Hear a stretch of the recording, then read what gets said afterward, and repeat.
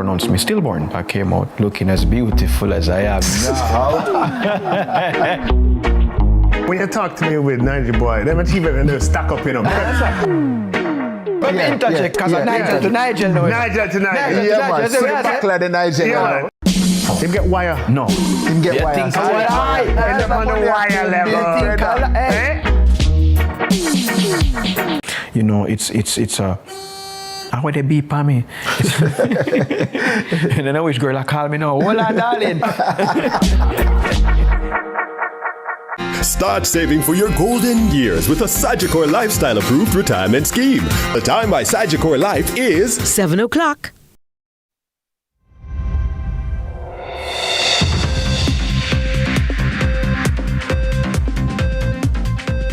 Coming up in CVM News at 7, tributes flow. USF CEO Dr. Daniel Dawes has died. Rule 23 bolsters calls for Jamaicans to ditch the Privy Council, and Police Commissioner fires back, denying Senator's accusation of union busting. Also this evening, PM tackles constitutional reform on Clarendon tour. In the business report, Seprod leads regional creativity sweep. And in sports, Johnny Graves says the region's ready for the T20 World Cup.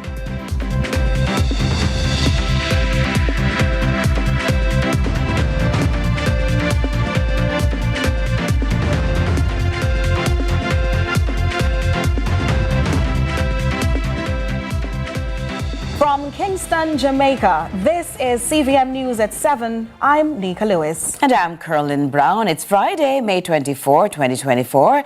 Thanks so much for joining us.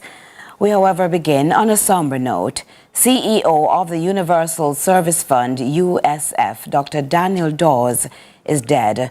Reports are he was found unresponsive at his home in St. Andrew today. The police say no foul play is suspected.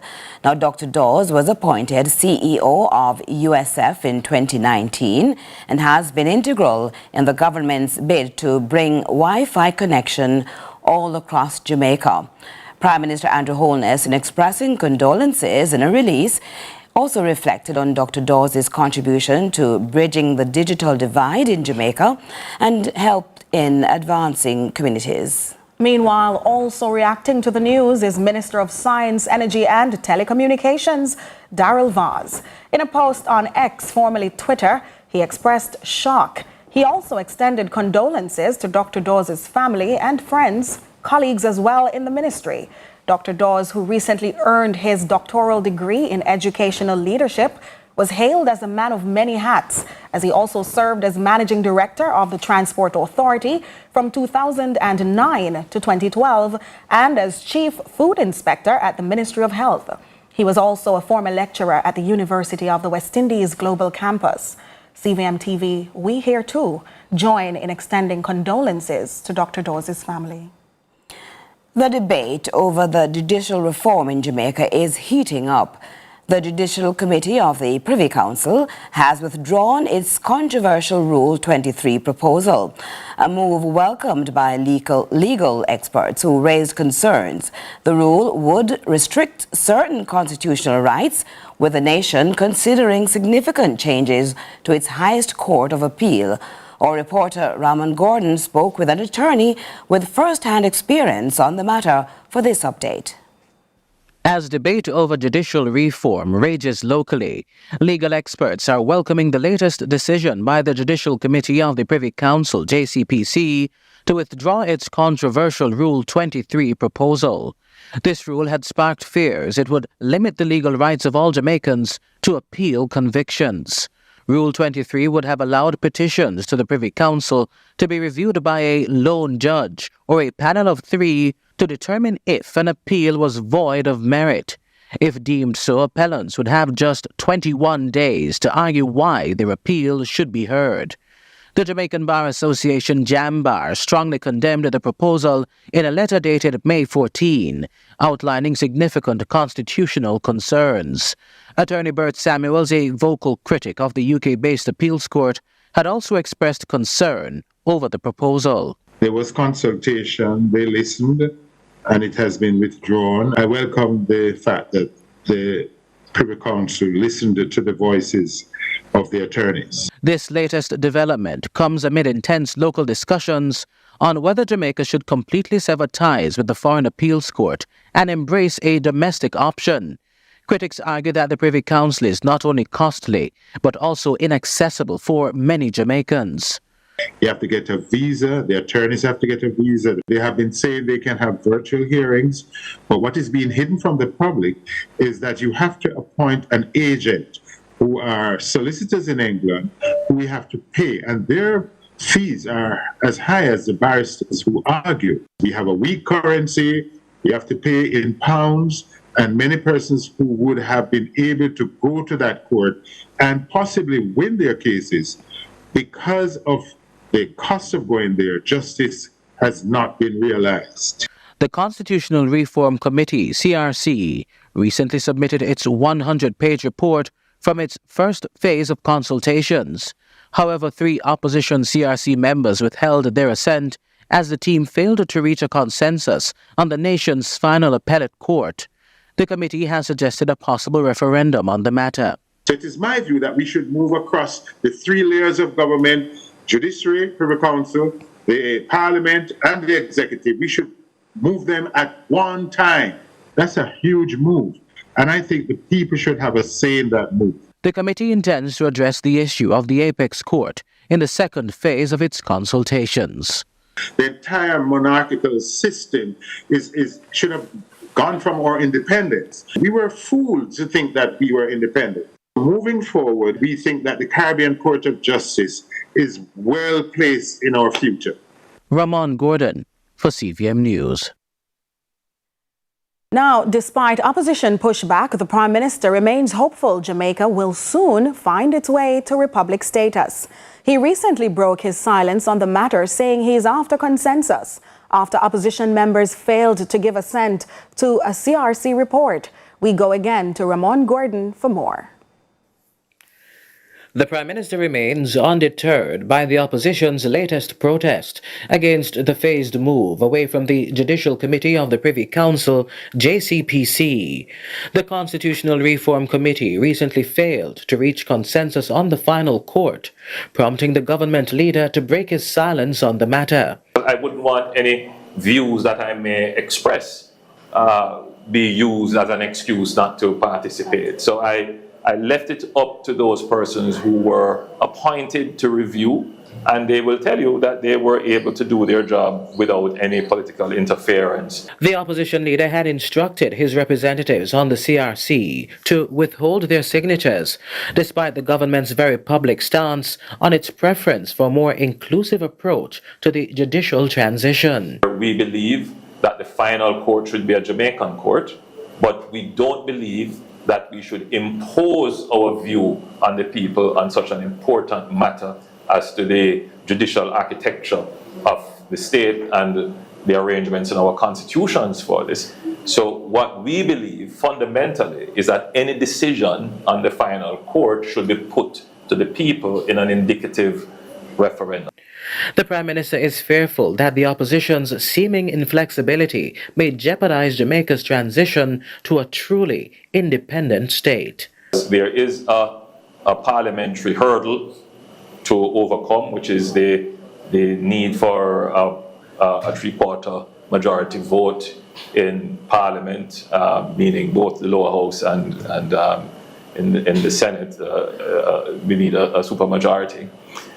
And then there is the referendum, it was always the case that for that referendum to be successful, both parties would have to go to the people as one.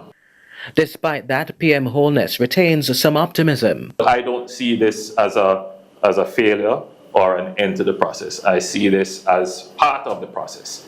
And my job is to make it possible to work towards consensus. The Prime Minister was speaking today in Clarendon. Ramon Gordon for CVM News. In a significant call to action, the National Integrity Action, NIA, has issued a statement calling for a comprehensive approach to constitutional reform. Here's more from our reporter, Courtney Lewis.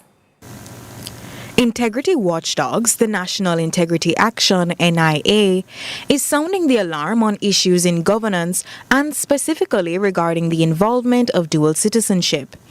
The organization believes the question of whether dual nationals should participate in governing Jamaica should not be decided solely by Parliament. Instead, the NIA insists this decision must involve actively seeking the opinions of the Jamaican people, including those in the diaspora. Their views should be considered, and so an attempt must be made to hear from those in the diaspora what they think, what they would wish to see in the Constitution, because at the end of the day, we have to be reasonable. We look at the diaspora and we expect to get remittances or investments, and they too have concerns. So listen to them. Additionally, the NIA is advocating for a comprehensive and inclusive approach to constitutional reform. It argues that traditional town halls are insufficient and suggests that methods similar to those used in election campaigns be employed to engage and educate the public on these critical issues. Going into communities and actually having conversations with the members in the community so that they gain their trust. In the same way that they seek to do that in an election campaign, they need to go into communities to speak to the individuals about the Constitution.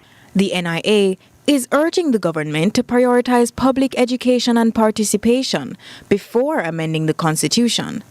They believe by empowering every Jamaican with knowledge and a platform for their voice, the nation can achieve a truly democratic and transparent reform process. Courtney Lewis for CVM News. More CVM News at 7 after this.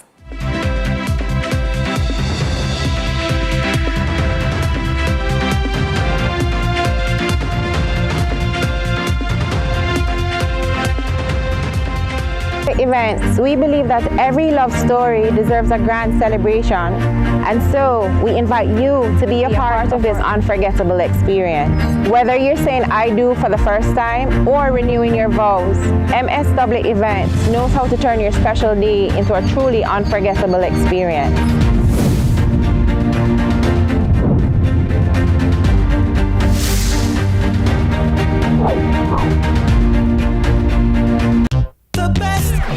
With the best tasting burger under the sun. You deserve the best, you are number one. Best. Flame grilling, juicy whopper, cause you deserve it. Yeah, next level, awesome, that's how we serve it. Mama menu done your way, got the taste rules every day. Flame grilled goodness, you deserve it. Great taste, well done. More flavor, fresh Burger King, best tasting burger under the sun. Sizzler Kalonji, live in Kingston, Jamaica. Living in Rome, my people, how safe you are. Away from your home, I say. Sizzler, live. Yeah, crush them. From big long, Transfer World Records. why don't know pan them? Why them from night till sun out pan them? Gorillas come out pan them. Big long, run out pan them. Why don't know pan them? From night till sun out pan them.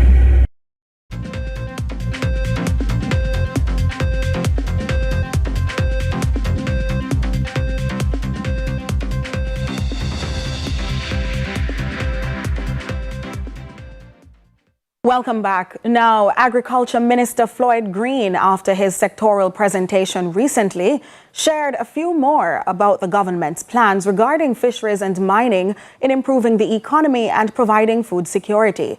Telling us more, here's Courtney Lewis. While speaking at a post-sectoral presentation this week, Minister of Agriculture Floyd Green announced further plans to improve the state of fisheries in Jamaica. He notes, since there has been a depletion in fish stock near the shore, the ministry has introduced new fish sanctuaries in both Grangepen St. James and Lucy Hanover. Minister Green also announced the implementation of aquaculture agroparks and training to help replenish tilapia stock for fishers. In areas of mining, the minister says the government is encouraging the use of best practices to ensure communities near mining plants have access to necessary amenities despite work being done in those areas. We're going to use our agencies in the ministry, National Irrigation Commission. We're going to partner with the Ministry of Economic Growth, and we're going to look to see how we can utilize the assets that are there to bring water to these communities. And we do expect that over the next 10 years, we will be able to touch at least 120,000 people. We want to bring water, irrigation water, to at least 3,000 hectares of land. It's going to be a massive undertaking, but the reality, it has to be done. There's also the government's Urban Harvest program aimed at supporting local farmers and encouraging consumption of local produce. So we're coming with the Urban Harvest program to target urban communities, inner city communities, and what we're going to be doing is providing some support for them to start their agricultural enterprise. So literally, we're going to be targeting some of our livestock areas. We're going to be issuing things like chicken, especially. Well, we can talk about the ornamental fish after, because that's another program that we have. We're going to start them on that journey. We're going to be doing backyard gardening kits, again, targeting our urban and semi-urban spaces. We have earmarked to do, I think, 3,000 this year. Last year, I think we did 2,500. It's a very, very popular program now. We do it on a first-come, first-served basis, and I mean, people are all over clamoring to get more backyard gardening kits. And we're going to be putting in an incentive for hydroponic farming. The minister says, through partnerships with non-governmental organizations for irrigation systems and developments in soil health, there will be greater food security despite climate change and unexpected circumstances. Courtney Lewis for CVM News. Police Commissioner Dr. Kevin Blake has shot down allegations made by Shadow Minister Senator Peter Bunting, including claims the High Command is trying to take over the Police Federation's negotiations for rank-and-file members. Ronaldo Adams has that report.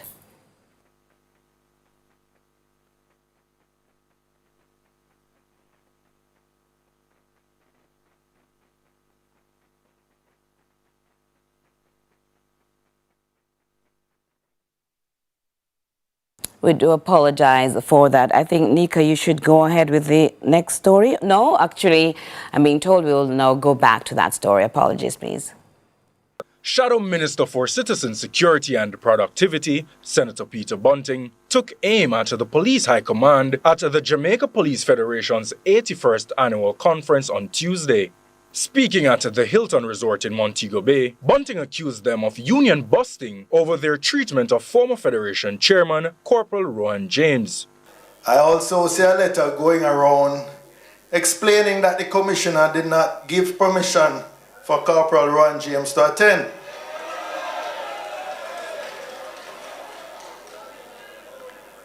Well, let me thank the Commissioner for giving permission for me to attend. As the High Command having effectively muzzled Mr. James, it is left to me to be the principal advocate for the rank and file here today. James was interdicted and suspended after criticizing the High Command at Constable Damian Blair's funeral last July. In his address, Police Commissioner Dr. Kevin Blake countered, saying the High Command isn't trying to control the Federation's representation of its members. I hear utterances all over the place, and some experts outside who have never done a day's work in policing will say the idea that we have some different agenda, some other agenda. I want you to dispel that, because it's distracting. It is a difficult job. With all things equal and everything is there, it is still difficult. And so we can avoid some of those added obstacles that make the job much more difficult. Meanwhile, Dr. Blake underscores that solving the Federation's issues requires more action and less chatter. We need an avenue.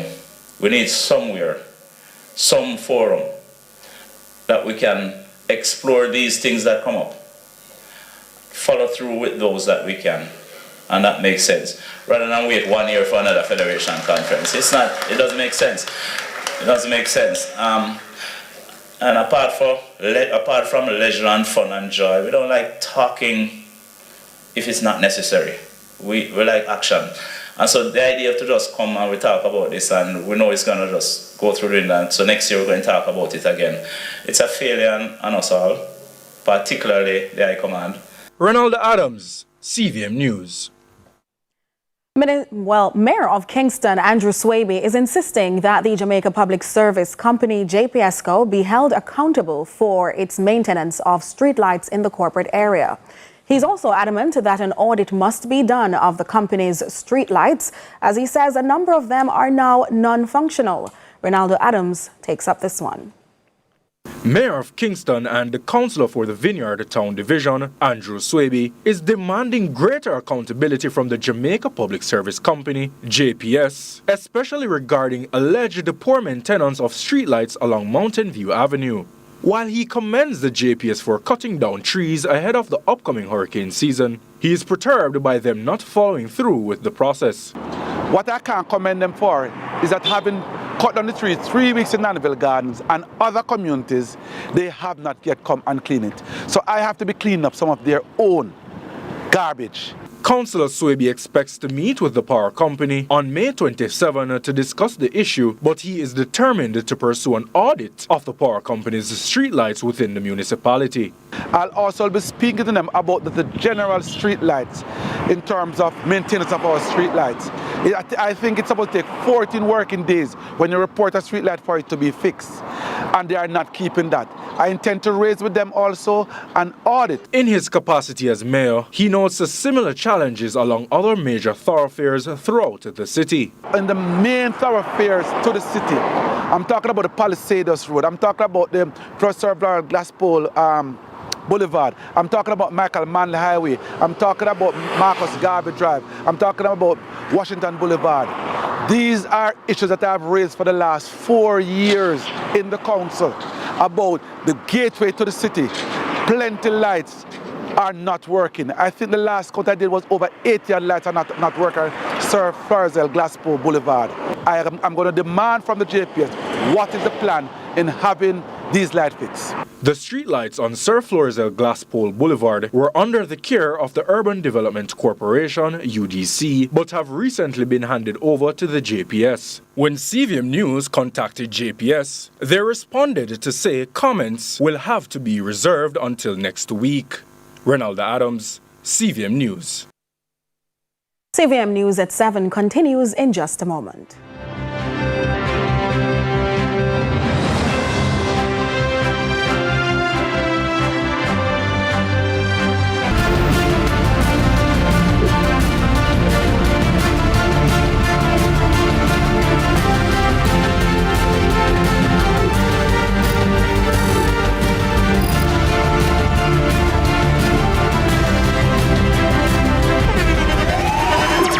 The internationally acclaimed On Stage with Winford Williams. At a new time, Saturdays at 8 p.m. on CVM TV. So much more than entertainment. Sizzla Kalonji, live in Kingston, Jamaica.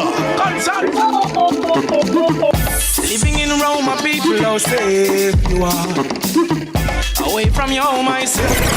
Sizzla! Live! Yeah, crush them! From big long that's the road records. Why don't know on them? Why them from night till sun out on them? Gorillas come out on them. Beatles run out on them. Why don't know on them? From night till sun out on them.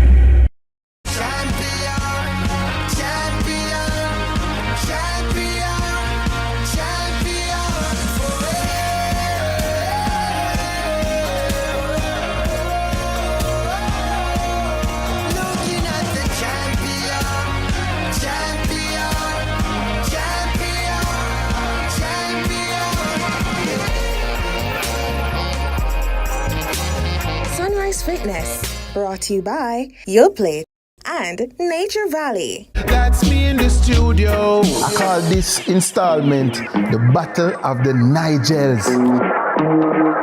The doctors had already pronounced me stillborn. I came out looking as beautiful as I am now. When you talk to me with Niger boy, they might even stack up in them. But interject, because Nigel to Nigel now. Nigel to Nigel. Yeah, man. So backla the Nigel. Yeah, him get wire? No. Him get wire. Think on the wire level. You know, it's And when they beep on me. And then I wish girl I call me now. Hola, darling.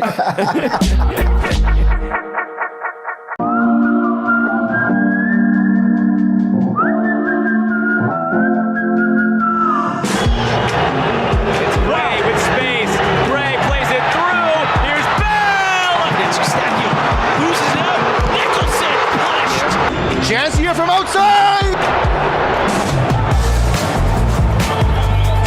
Raise ball into the middle, it's a free header, and it's a goal! Hi, I'm Wayne. And I'm Tammy. And we are the Mitchells. You can watch Meet the Mitchells right here on CVM TV every Wednesday at 8 p.m. Yes, you guys don't want to miss it. We will be having new episodes every week, so definitely follow along with our family. Meet the Mitchell family. Good morning, good morning, good morning. You're the sugar to my tea. Meet the Mitchell family.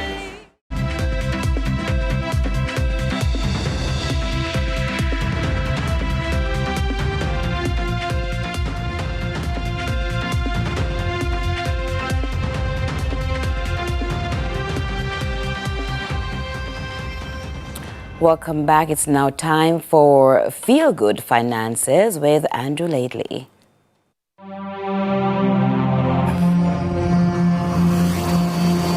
A wave of creativity and curiosity is sweeping across the nation, led by the dynamic chair of the Separate Foundation, Melanie Subrati. With a twinkle in her eye and a passion for education, Subrati shared the endearing story of how the STEAM interventions took root within the Separate Foundation. The foundation started about sort of 13 years ago. Separate had always been giving money to good causes, and we just thought that it was about time to formalize that and to start, making sure that we accounted for the money well and that we, had proper programs running. Subrati also revealed the motivations behind the organization's significant investment in STEAM education. There's nowhere in terms of future careers that are not going to be touched by technology. And so we want to make sure that the Jamaican education system has access to programs that are global, that people who sit in any country around the world are also doing. And we also wanted to make sure that, if you're going to become a doctor, you're going to have to possibly in future years use robotic surgery. You're going to have to, if you're going to be a lawyer, you've got AI to contend with. And it's not just talk. The Separate Foundation is also putting their money where their mouth is. Well, over the past 10 years, we've put about $500,000 US into STEAM education. And in the past 3 years, we've really impacted about 15,000 students. We've had 60 school teachers trained in robotics. And just in the past 3 years alone, we've encouraged 30,000 hours of learning on the platforms and the programs that we work on. She underscored the importance of teaching essential life skills to at-risk youths, equipping them with the resilience and adaptability needed to navigate life's challenges with grace and determination. No one is trying to save anyone or, force help on people. The most important thing I think that you can do if you're providing programs is to make sure that you empower people and that they understand that they can now educate themselves and they themselves are the secret to their own success. Because, having gone into all of these inner city communities and having run all of these competitions, there are really smart, savvy kids who have an amazing future ahead of them. In the meantime, she gave this heartfelt call to action. We have testimony from some of the kids on how, you know, they felt their math skills weren't as sharp, and, you know, now they've sharpened it up. And, you know, teachers who, you know, we've trained who keep coming back for more. But it's always the same teachers that come back. I mean, if there's something that I could ask for in this, I'd love to have more teachers, more schools, more people excited and taking part in our programs, because, you know, we sponsor the cost of entering these competitions. So it's free.